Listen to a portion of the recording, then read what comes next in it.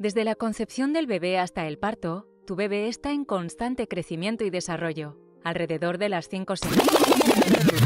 Sí, sí, sí, ya todos lo hemos escuchado alguna vez, la clásica historia de la competencia del más apto para la creación de la vida. Pero realmente conocemos a cada uno de los protagonistas y de las etapas que se debe seguir el ser humano en su vida prenatal.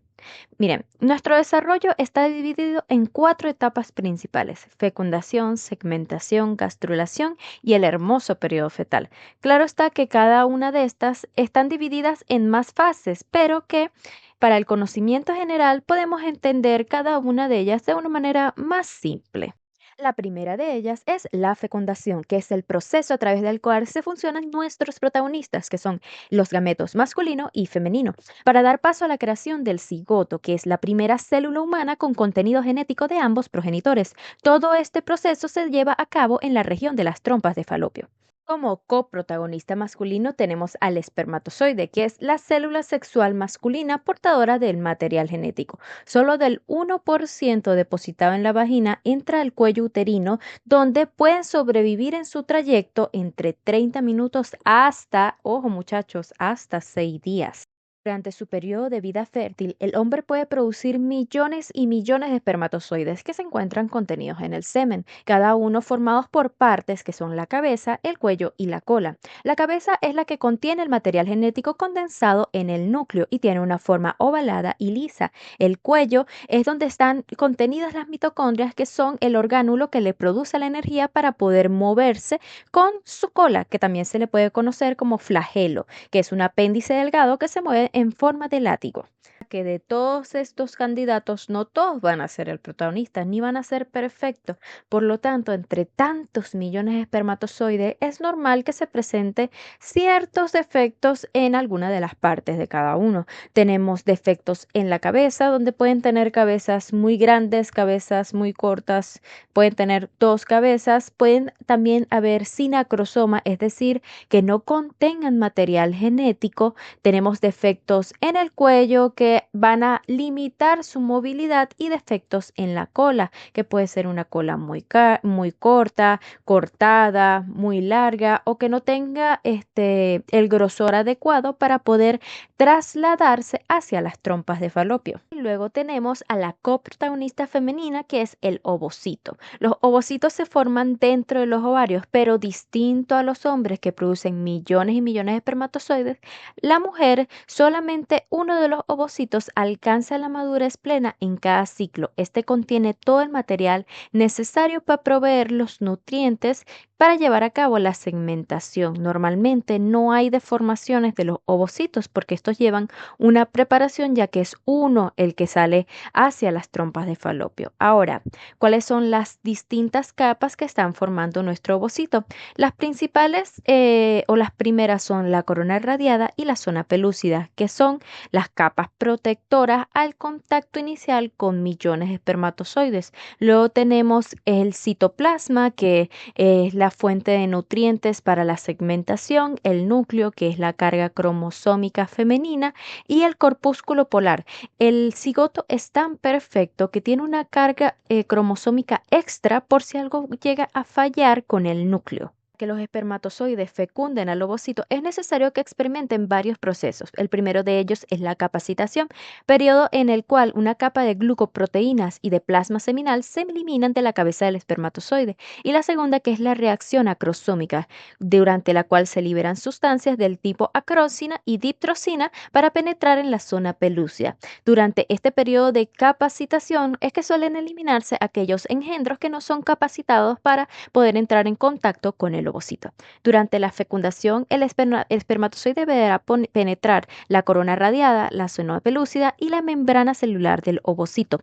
Tan pronto como el espermatozoide haya entrado en el ovocito terminará su segunda división miotótica, formando el pronúcleo femenino. Dos, la zona pelúcida se vuelve impenetrable para el resto de los espermatozoides. El que entró es el rey y nuestro protagonista.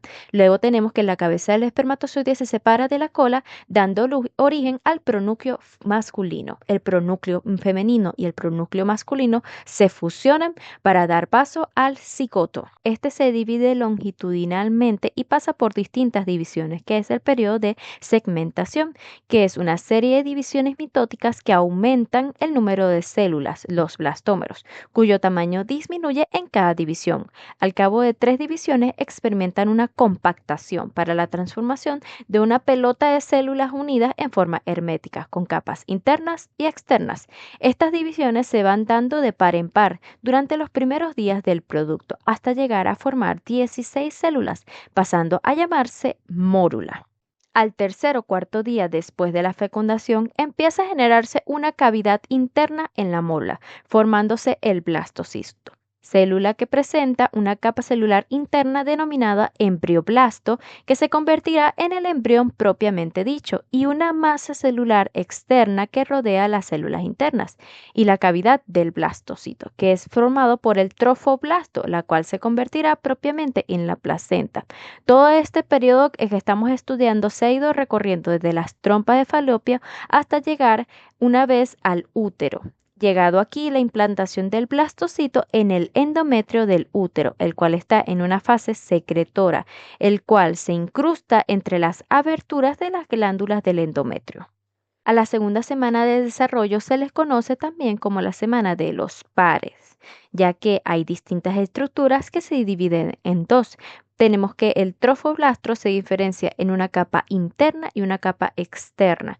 La capa interna tiene una gran actividad proliferativa que se llama citotrofoblastro, y la capa externa se le llama cinciotrofoblasto, que erosiona en los tejidos maternos para poder fusionarse.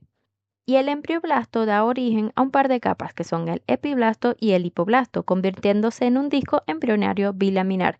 Hay una tercera estructura que se divide, que siempre dejo a incógnita para poder incentivar la investigación en mis estudiantes, que esta puede ser una pregunta de examen. Así que los invito a abrir el libro y buscarla. A partir de aquí le daremos seguimiento realmente a lo que nos interesa, que es el disco embrionario bilaminar. Este va a pasar por un periodo llamado gastrulación, que es el proceso en el cual el disco embrionario bilaminar formado por el epiblasto e hipoblasto pasa a ser un disco embrionario trilaminar, con 3 capas embrionarias diferenciadas, que es el ectodermo, mesodermo, endodermo. Este proceso comienza a partir de los días 15 y 16 y ojo porque viene la parte más compleja de esta clase. La gastrulación inicia con la formación de la línea primitiva sobre la superficie del embrión módulo primitivo. Al día 15 o 16 debe haber una estructura de la misma, es decir, se debe haber formado por completo. Una vez está estructurada la línea primitiva, se produce una migración de las células epiblásticas hacia la línea primitiva de forma caudal en su interior. A este movimiento hacia el interior y abajo se le conoce como invaginación. Una vez invaginadas las células, algunas de ellas se desplazan al hipoblasto y crean el endodermo embrionario. Otras se sitúan entre el epiblasto y el recién creado endodermo para formar el mesodermo. Y entonces las células que se quedaron en el epiblasto constituyen al ectodermo. Dicho de forma más sencilla, el disco trilaminar se forma por una migración de células que ya sea se fusionaron, se localizaron o se quedaron. Las que se fusionan con el hipoblasto forman el endodermo. Las que se situaron entre el epiblasto y el endodermo forman el mesodermo y las que se quedaron constituyen al ectodermo. También durante este periodo se da la formación de la notocorda, donde las células prenocordales se invaginan en la fosa primitiva y avanzan hasta alcanzar la placa precordal. Estas se intercalan en el endometrio como la placa notocordal, formándose entonces un cordón sólido que es la notocorda, que esta funciona como un eje central en la base del esqueleto axial. Ok. Al inicio de la tercera semana de desarrollo, el ectodermo va a comenzar a adoptar una forma de un disco más ancho en la región cefálica que en la caudal. Esta se engruesa para formar la placa neural, dando inicio entonces a la neurulación. La neurulación es el proceso mediante el cual se forma el tubo neural, fundamental en el desarrollo embrionario, ya que a partir de este tubo neural es que se forma el sistema nervioso central. Bien, tras la formación de la placa neural, las células neuroepiteliales se ensachan en la base y se estrechan en la zona apical, es decir, se ensanchan en la parte de abajo y se estrechan en la parte de arriba. Este cambio en las células provoca un hundimiento de la placa neural en el plano medio y un levantamiento de sus bordes, convirtiéndose en el surco neural, la parte invaginada, y las partes laterales en los pliegues neurales. Las partes que quedaron arriba son los pliegues y la parte de abajo es el surco neural. De forma gradual, estos pliegues neurales se van a acercar uno al otro en la línea media, donde fusionan de forma progresiva, de forma cefalocaudal. A los laterales del tubo neural, a partir del mesodermo, se van a formar unas estructuras redondeadas que rodean todo el tubo neural y estos poseen un rol importante, ya que estas son las somitas que producen el miotoma, el esclerotoma y el dermatoma, que son los orígenes del tejido muscular, cartilaginoso y óseo, y también del tejido subcutáneo de la piel. La unión de los pliegues se da de forma media, es decir, ellos se unen en la mitad del tubo neural y se van cerrando tanto hacia arriba como hacia abajo. Esto da a la creación de lo que son el neuroporos, que son el neuroporo cefálico o anterior y el neuroporo posterior o caudal. Cada uno de ellos sí cierran de forma distinta. El neuroporo craneal se cierra aproximadamente en el día 25, a cambio que el neuroporo posterior en el día 28, formándose así el tubo neural. Ojo, cuando existe una falla en el cierre de los neuroporos, genera anomalías en el desarrollo del sistema nervioso central, obviamente. Algunas de ellas extremadamente graves, ya que no permiten la viabilidad del feto, sobre todo las que son fallas del neuroporo anterior, porque viéndolo más adelante van a entender que la parte superior forma el encéfalo, y si no hay un cierre correcto del neuroporo anterior, realmente no va a haber una creación del encéfalo y no es compatible con la vida. En cambio, son más comunes las fallas del cierre del neuroporo posterior, que pueden resultar en una espina bífida, ya sea meningocele, mielomeningoceles, y estos sí suelen ser compatibles con la vida por más que lleven consecuencias motrices. En este momento, la neurulación ya ha terminado y el sistema nervioso central está representado por una estructura tubular. El desarrollo del embrión se caracteriza por una gradiente crecimiento cefalocaudal, es decir, el embrión es muy cabezón, y este fenómeno es especialmente notorio en el desarrollo del tubo neural, cual el extremo cefálico comienza a expandirse rápidamente, dando origen a distintas vesículas encefálicas primitivas, que son el prosencéfalo, mesencéfalo y rombencéfalo. Las vesículas encefálicas primitivas van a evolucionar y se van a convertir en las vesículas encefálicas definitivas, que van a dar lugar a ciertos derivados adultos. Tenemos que el prosencéfalo se va a dividir en dos: el telencéfalo y el diencéfalo, cuales dan lugar a los hemisferios cerebrales, la corteza, el tálamo, hipotálamo, epitálamo, subtálamo, etc. Bien, el mesencéfalo se queda igual, se convierte en el mesencéfalo, que son los colículos, el tegmento, el pedúnculo cerebrales. Bien, el romboencéfalo sí se divide igualmente en dos: en el metencéfalo y en el mielencéfalo, que forman las protuberancias, el puente, el cerebelo, la médula plana o bulbo raquídeo, y la región caudal del tubo neural evoluciona en la médula espinal. En definitiva, tenemos una mnemotecnia que se conoce como Teddy me mete miedo, que tenemos T de telencéfalo, diencéfalo, mesencéfalo, metencéfalo, mielencéfalo. Aquí tenemos una atemorizante, Teddy me mete miedo.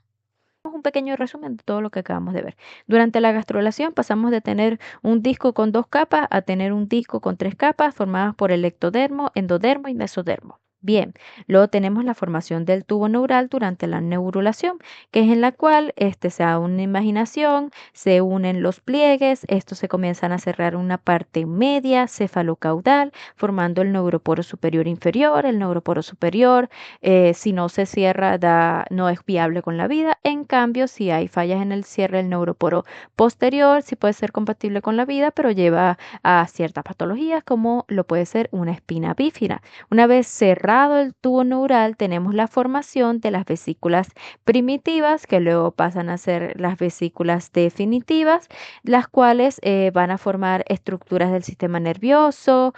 Hasta aquí dejamos la parte más compleja de la clase. Bien, vamos con el periodo fetal, que son los cambios que se producen mes a mes en nuestro querido producto, o que ahora vamos a empezar a llamar feto. Bien, al tercer mes, este comienza a tomar un aspecto más humano, como que los ojos comienzan a migrar al lugar donde van, los bracitos y las piernas comienzan a formarse, aunque más los miembros superiores que los inferiores. A las 12 semanas ya se observan centros de osificación de los huesitos largos y el cráneo. Y al tercer mes, ojo, atención acá. Al tercer mes se comienza a producir actos reflejos en los fetos. A partir de acá es que se puede decir que el sistema nervioso central está correctamente formado, ya que este está provocando reflejos primitivos, considerándose más humano al producto. Hasta ahora lo habíamos llamado así, producto, ya que la actividad refleja es acompañada normalmente de la formación de nociceptores, que son los receptores del estímulo doloroso. Hasta antes de esto, nuestro producto era un cúmulo de células. A partir de acá se comienza a llamar feto porque ya comienza a representar vida. En muchos países donde el aborto es legal, se considera legal es hasta las 12 semanas, porque como les comento, ya a partir de aquí comienza a cumplir con características más humanas. Durante el segundo trimestre, nuestro feto tiene el tamaño aproximado de un plátano. En los meses cuarto y quinto, este se alarga con rapidez. Al final de la primera mitad de vida intrauterina, su longitud es aproximadamente de 15 centímetros, cercana a la mitad de la longitud que va a tener cuando éste nazca. El peso, en cambio, no aumenta tanto durante este periodo. Se considera que al quinto mes todavía es menos de medio kilo. Se genera una cubierta de vello fino llamado lanugo. También se distingue el pelo de las cejas y de la cabeza. La piel del feto es rojiza y tiene un aspecto rugoso por la falta de tejido conectivo. Ustedes, si llegan a ver imágenes de niños nacidos muy prematuros, ven que su piel es prácticamente como transparente. Es debido a esto, a la falta de tejido conectivo subyacente. Durante este periodo ya la madre comienza a sentir los movimientos del feto. El feto nacido prematuramente en el sexto mes cuesta mucho sobrevivir, a pesar de que varios sistemas pueden funcionar. El aparato respiratorio y el sistema nervioso central no están lo suficientemente diferenciados. La coordinación entre ambos todavía no se establece bien. Sí puede sobrevivir en un país con tecnología avanzada, pero aún así es muy complejo.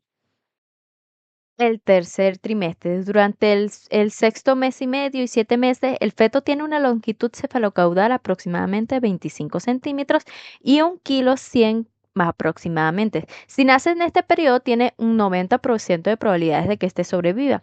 Durante los últimos 2 meses, el feto adquiere contornos más redondeados, más bonitos, debido al depósito de grasa subcutánea. Al final de la vida intrauterina, la piel está recubierta de una sustancia grasa blanquecina. Es por eso que les dicen que Samuro nace blanco.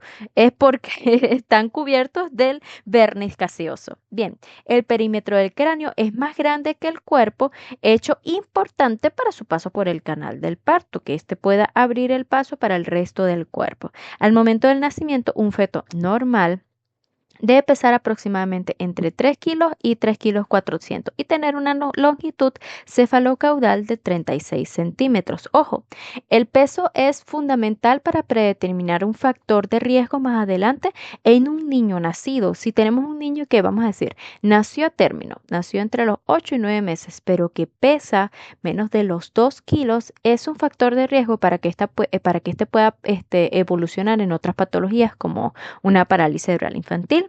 Al final de las 34 semanas, el feto empieza a tomar una posición cefálica en dirección al cérvix para poder inducir el parto. Llegamos al nacimiento o parto propiamente dicho. Este se divide en tres fases, que son dilatación, expulsión y alumbramiento.